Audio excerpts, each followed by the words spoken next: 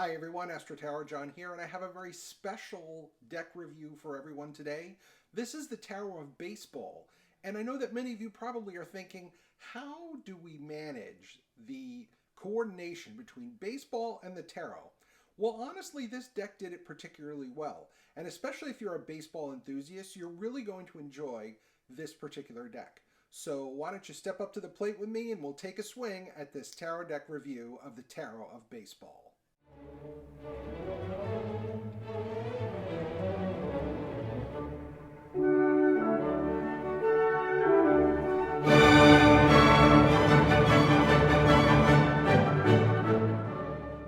The Tarot of Baseball comes in a set that has a mat for readings. It also has a deck, of course, and it has a book. So it opens like this. And the Tarot of Baseball has a wonderful book. I highly encourage you to read through it carefully. It has a lot of interesting tidbits about the cards and can really help you get a feel for them. One of the most interesting parts of this deck is, of course, the suits have completely changed. So we have 4 replacement suits for our standard wands, cups, swords, and pentacles. In this particular case, wands are going to be bats, cups are going to be gloves, balls are going to be swords, and pentacles are going to be caps. And each one of them, of course, has a suit, and the pips for each are the same, ace through 10. In this deck, pages are represented by umpires, knights by pitchers, queens by coaches, and kings by managers. Like the Rider-Waite-Smith, there's one of those court cards in each suit, so of course you still have 16 court cards. I love the way that they've changed this to represent baseball, and I have 2 of those cards to show you when we go through the deck itself. In general, in the minor arcana, you're going to find there are a lot of similarities to the Rider-Waite-Smith. I have a few examples of those that I'm going to point out, but I will also say that in the book, some of the cards have specific names that the Tower of Baseball has given to them, and in some cases that may help you remember what the cards mean. So I'm going to start with the Hierophant. Obviously, as many of you know, the Hierophant is one of my favorite cards. In the Tower of Baseball, it is the Commissioner. This is a great choice because the Commissioner of Baseball is someone who sets the culture and the themes of the whole league. And he really is a cultural figure for the league. And so the Hierophant is a great choice. He's the one who's going to be setting up the overall philosophy of the game and how it's played. And in the Hierophant, in the traditional Rider-Waite-Smith, this is a big-time culture guy. And one of the things you would notice over the history of baseball is that as different commissioners have come in, they've established or stopped different practices, and that's part of the Hierophant's job, is to say this is the way that we're going to be going. The Tower of Baseball's treatment of the moon is very interesting, and here it is in the Bleacher Bum. There's a lot we don't know about this card. We don't know if the game's still going on. We don't know if the Bleacher Bum is sitting there hanging out after the game is over, eating and drinking. We see the policeman in the background, and we're not sure what his role is. He is his billy club out, so he's ready for action in any case. But the moon gives us this uncertainty. There's a lot about this card that we don't know, and that definitely goes with the traditional meaning of the moon. We're not always sure which end is up. I like the way the Tower of Baseball did this.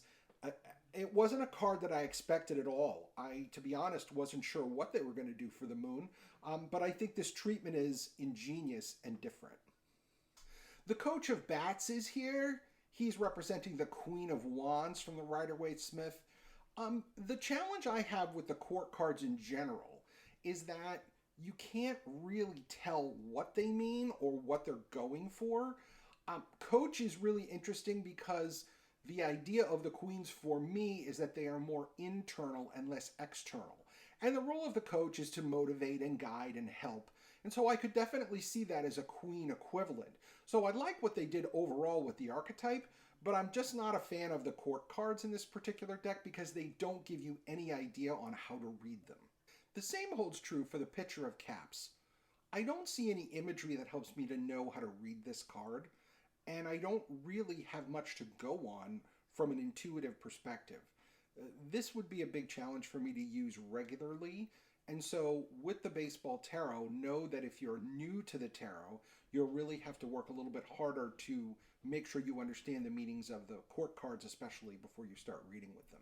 So this is the Two of Balls, and if you ever have attended any baseball game, little league game, minor league game, or professional game, there are fans who are going to think the umpire is blind for one reason or another. In this case, the umpire is literally blindfolded, like the character on the Two of Swords in the Rider-Waite-Smith. This is a nice whimsical way to show this card and to bring in the popular culture of baseball into the deck. I thought this one was a great way to show the Two of Swords, which can often indicate willful blindness. And I'm sure there are people who would accuse many umpires of that too from time to time, depending on whether their team is winning or losing. This is the Eight of Gloves from the Tower of Baseball, and it actually represents the Eight of Cups from the Rider-Waite-Smith. Another great take and a nice nod to the Rider-Waite-Smith on this particular deck. You're going to see a person walking away from the bleachers toward the parking lot. And if you read the book on the Tower of Baseball that's included with this set, you're going to see that this card has a title, and it's called The Sandlot. And this is the idea that this young man is walking away from a baseball game. There are 8 gloves there, and again, the imagery of 9 is very important. It's especially important in baseball because you need 9 players. There are 8 gloves there, and this gentleman, this young man, is walking away. That's really important to know. And in the Rider-Waite-Smith, you'll also see someone walking away from 9 cups. And the idea with this card is that the person is walking away because the situation is okay, but it's just not enough. So maybe the person walking away from the Sandlot decided that he didn't want to play the position they wanted him to play, or some other conflict, but he decided it wasn't worth it. Another great nod to the Rider-Waite-Smith with the Eight of Gloves. Like every tarot deck, the Tarot of Baseball is certainly not going to be everyone's cup of tea. I certainly would think that a lot of folks wouldn't immediately gravitate to it. But for some reason, when it showed up at my local store, Sticks and Stones here in Fairfax, Virginia, I immediately wanted to buy it, and I did. I find it fascinating that they were able to translate over, quite well actually, baseball into a tarot format. So for me, I keep this deck around really for my baseball enthusiasts. If I know people are baseball fans and are really passionate about their team, I'll bring this deck along to use. I would also use this for people who might be new to the tarot but know baseball, because it's a familiar way to kind of bring people into the world of the tarot without it seeming too esoteric or bizarre or weird to them. Thank you for sticking around with me to the final out, if you will, of the Tarot of Baseball. I hope you enjoyed this video, and I hope you will use this deck for the baseball enthusiasts in your life. Bye!